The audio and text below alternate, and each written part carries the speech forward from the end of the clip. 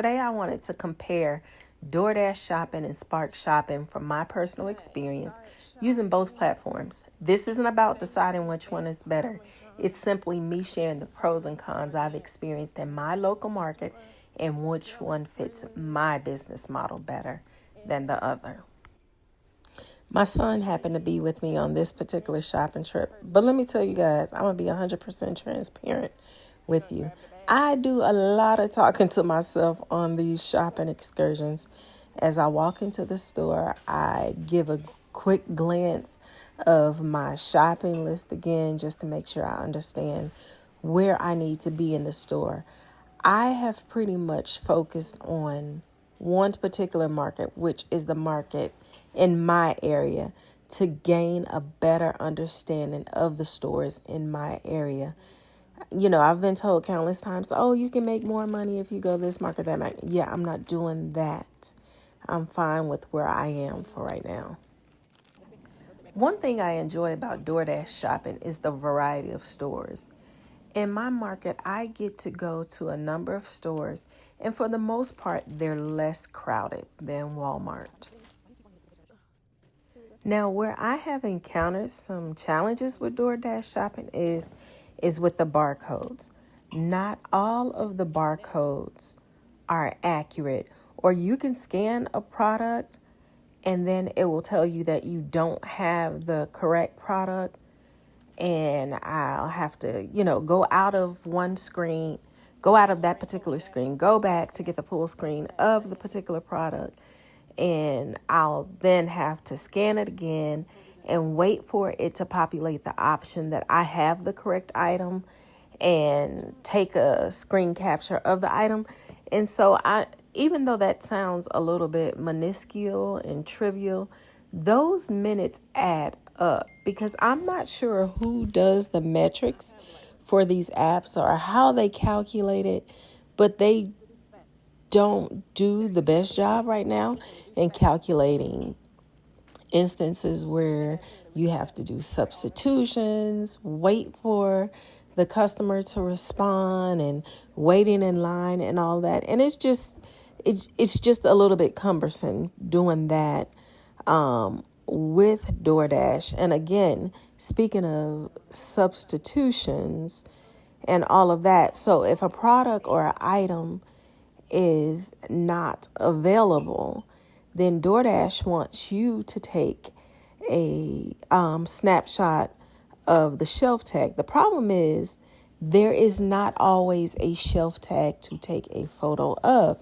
And the reason being, after speaking to countless employees in these stores and some of the store managers, when people place orders on DoorDash's website, and let me put a disclaimer out there. I am not very familiar with DoorDash ordering website at all because I've never placed an order on DoorDash. But from what I have been told is they're pulling from like a corporate website. For example, in this particular case, I was shopping at a Giant store. And when they place the order, sometimes they're pulling from that corporate website. And yes, Giant might carry said product or products.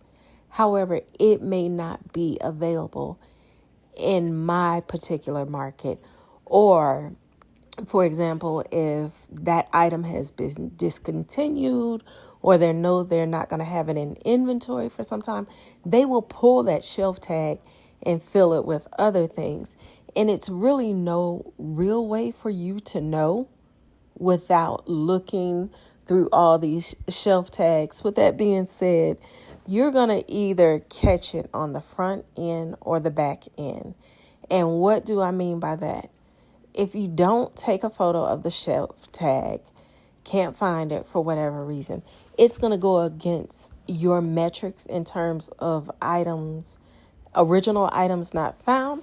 However, if you waste a lot of time doing that and just happen to find it, you're going to catch a little bit of flack on the back end for your on-time rating. So, this is not a rant, but these are just some of the nuances that I have learned in realize, that can cause a little bit, of frustration. But, that's neither here nor there. I won't even get into that in this particular video. So, with that being said, that is one of the nuances that I don't particularly care for when shopping with DoorDash.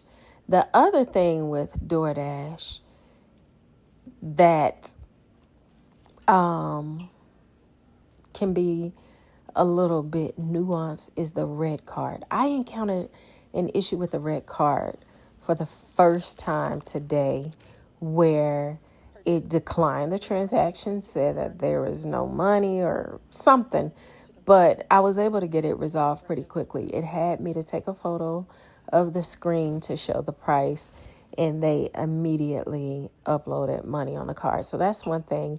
And even though I'm scanning as I walk through the store, you still have to go to a register. All the items have to be scanned again and bagged. So again, these are my experiences in the market that I am in. Your experience might be a little bit different than mine, whether it's better or worse.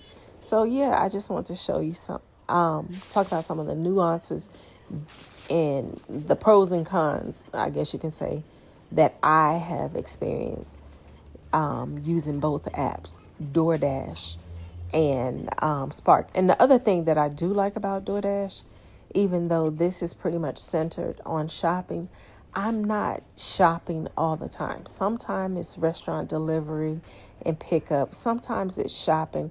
And for me, I like that flexibility.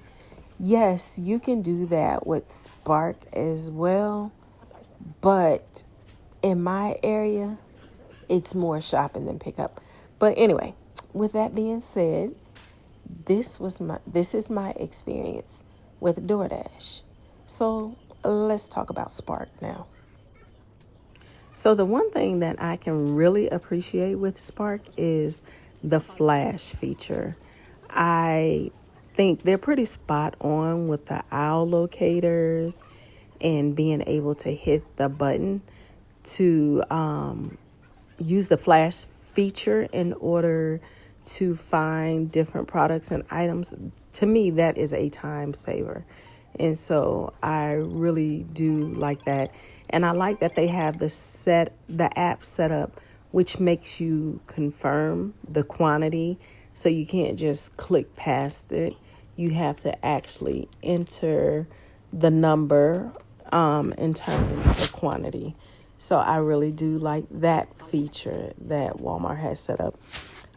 Their path, I don't always agree with in the store, because Walmart is pretty strict when it comes to perishables, meats, dairy products, and all of that.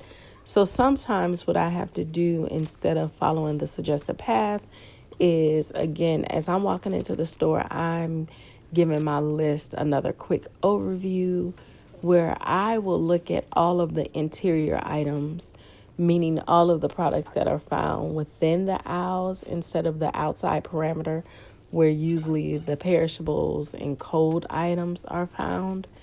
And so I will go for those items in the interior first, because once you start getting produce, meat, and dairy and stuff, you're on a pretty strict timer. And if you do not have those items delivered by said timer, then you will have to return everything to the store. Now, have I had that to happen yet? No, I haven't. And the way I have found that best works for me is getting those items last. So, I don't care what it is. As long as it's not a meat, perishable, some sort of perishable, I'm not going to get it into the end of my shopping. The other thing with Walmart in my particular market, again, this is based on my experience, the market in which I'm in, it is always crowded. Lord, my Walmart is always crowded. And so that is the other thing. For the most part, it's pretty well stocked. There have been a couple of times where I've had to elicit the help of an associate. Also, with that being said, Walmart has metrics as well that they go by. Excuse me, not Walmart. Well, is it? Well, Spark, Walmart, Spark, whatever. I don't know which one it is, Spark. I'll say that they have metrics that they go by, but it does not provide enough detailed information for you to be able to correct anything, in my opinion. They'll give you an overall metrics. However, they keep a lot of their metrics, in my opinion, hidden. And the other thing is, which makes me kind of not want to do the Walmart pickups, even though in some ways I want to do Walmart pickup, other times I don't, is because I don't think that sometimes the customers understand that when you're doing a pickup, you're not the one that shopped their order. So if something is incorrect or improper or something that they don't like, you tend to catch that heat for that. And not because they so much want to blame you, but because they don't understand you didn't shop that order. You just picked it up and someone else has shopped that order for them. So that kind of makes me shy away from doing Spark sometimes. So the other thing that I do like about Spark, though, is once you have shopped everything and you hit the button to say that, hey, I've completely shopped everything, and you have reviewed the cart, and if you have multiple orders, make sure they're separated or whatever. You don't have to go up there and scan all those items again.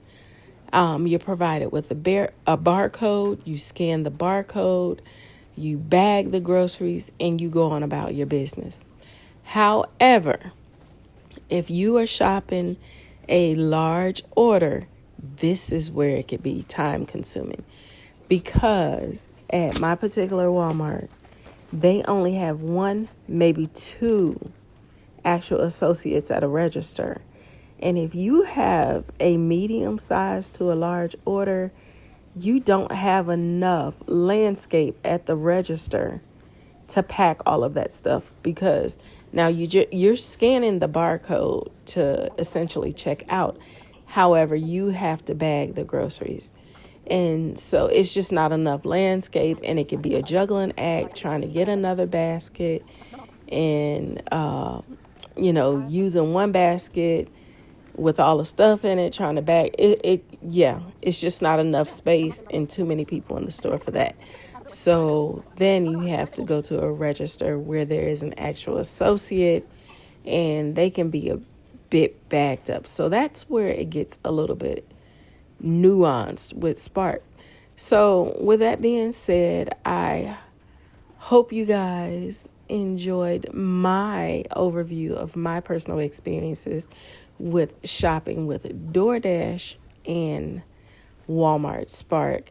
And let me know if you guys want me to create some more videos about my gig app experience. I must say, I think I've already said it before, I'm really enjoying it. Now, as with any and everything, you're going to have some challenges. And, you just have to put your seatbelt on, take a deep breath, and it's going to be okay. But for the most part, I have no regrets. It's allowing me to accomplish what I have set out to accomplish.